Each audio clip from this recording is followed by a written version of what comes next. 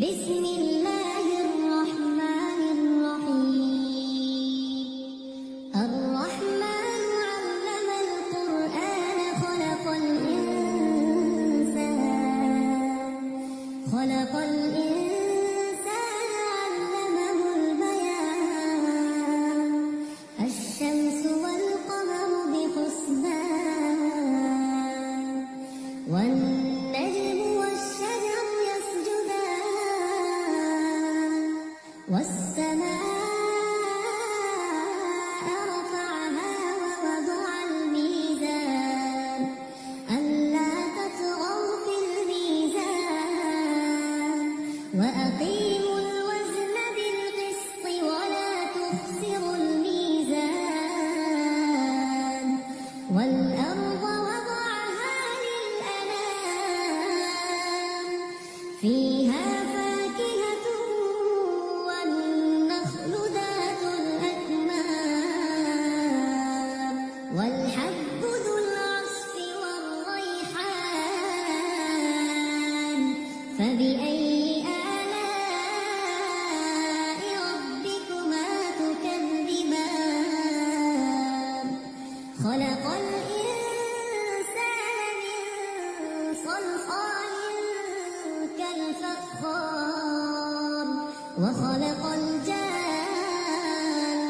من مارج من نار فبأي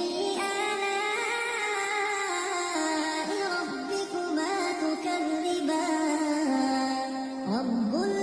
لكم أيها الثقلان فبأي آلاء ربكما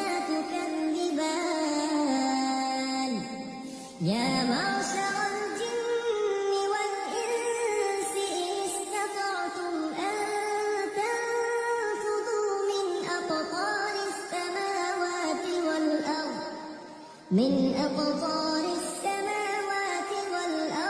فانفذوا لا تنفذون إلا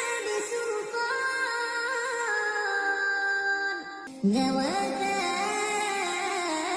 أفنان فبأي آلاء ربكما تكذبان فيهما عينان تجريان فبأي آلاء ربكما تكذبان فيهما من كل فاكهة زوجان فبأي آلاء ربكما تكذبان متكئين على فرش بطائنها من استبرق وجنى الجنتين دان فبأي آلاء ربكما تكذبان فيهن قاصرات الطرف لم يطمثهن إنس قبلهم ولا جان فبأي آلاء ربكما تكذبان كأنهن الياقوت والمرجان فبأي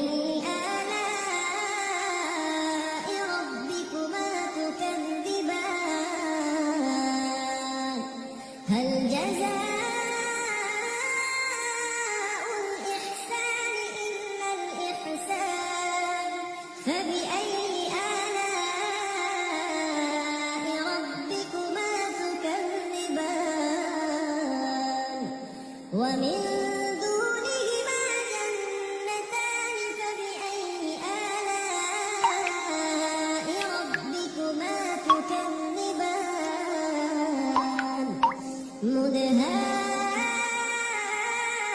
مدهامتان فبأي آلاء ربكما تكذبان فيهما عينان نضاختان فبأي آلاء فيهما فاكهة ونخل ورمان فبأي آلاء ربكما تكذبان فيهن خيرات حسان فبأي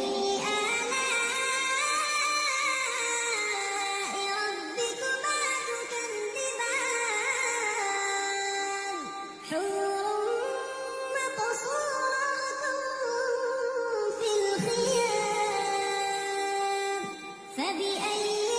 آلاء ربكما تكذبان لم يطمثهن إنس قبلهم ولا جان فبأي